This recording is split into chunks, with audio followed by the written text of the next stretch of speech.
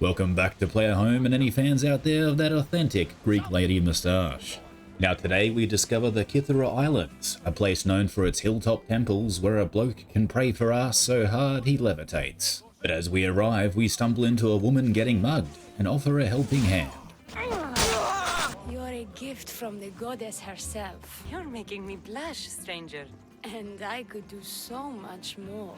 This is already our kind of woman, but she goes on to say this island was originally the location for the fire festival and that organisers pulled out at the last minute when they'd promised they'd finish inside her. So she needs someone like us to help out. So let's mount up on our emotional support horse and clean up this mess. Like that, we're already hit with a scripted broadside attack.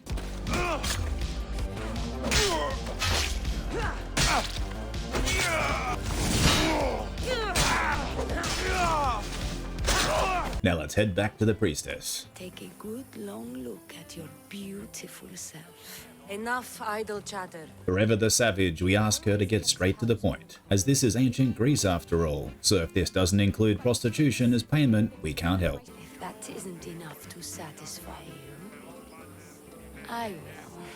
As soon as she mentions Greek intercourse, we drop everything and head straight down south to grab our first quest, where we find our first trader still coming down from last night. I take it you're the harbor master? Wait! Who are you? He goes on to say he's a local homosexual bear trader who needs his cubs back for tonight's roleplay. He then says he recently got a free life hack from a fortune cookie. It told him to go to a new doctor every week and tell them you need a prostate exam. That way you can get them weekly for free without having to pay a prostitute. And trust me, I've been getting them weekly for 15 years now and still maintain that tighten grip. Now let's head out, but as we do, our targets highlight as red skulls, indicating their skill level is way higher than ours. But we're never one to back down from a challenge, so we can at least do our best to die. Now let's introduce ourselves to these nice men.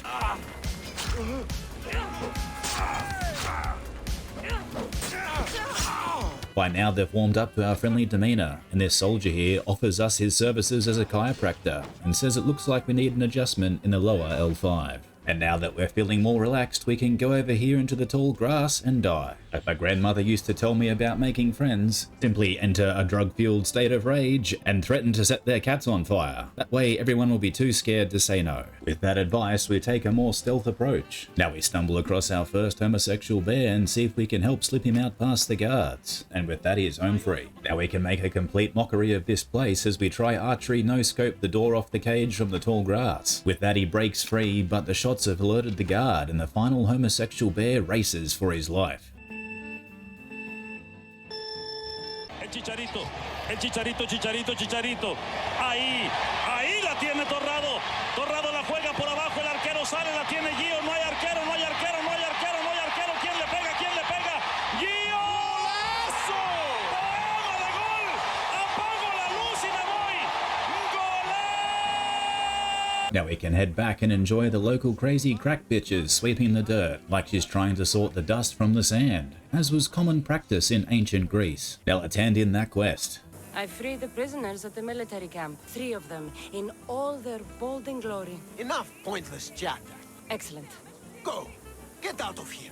Now with that done, we have some mercenaries to kill on an island nearby. So let's set out at night to approach on this tiny boat and walk out of the water Universal Soldier style.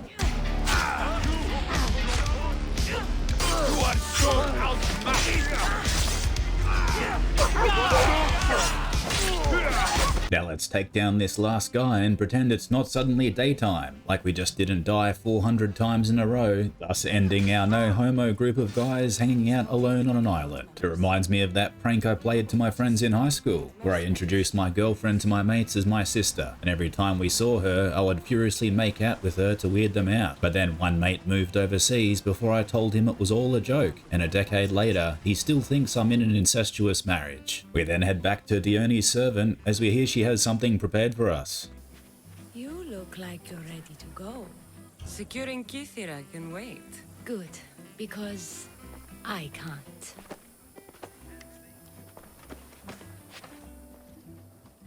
We then wake up the next morning about as calm as a slug on salt, as it appears we've had the simp wool pulled over our eyes, and Dione was a cult member all along. Malaka! Hope you said goodbye to your family.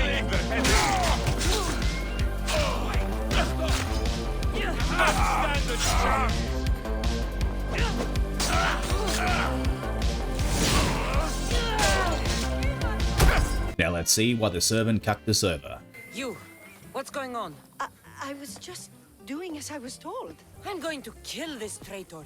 She goes on to say that Dione has a twin, and last night was simply a test to see if we could handle the both of them, and that she and her sister are waiting at the temple with an ounce of crack with our name on it. With that, we leave at Mark 5, as now we're prostituting to twins. But as we approach the temple, it appears even the priestesses are enjoying a mid-afternoon overdose of old white Charlie himself. Now let's find these twins. I can't believe you're twins. But now that we've found them, it appears the twins have already shared the full ounce and are raging about who gets to sleep with us first. So we offer a simple solution. First one to die goes last. And with that, it looks like the other twins first. What a journey we've had today. Thanks for following along, and I'll see you soon.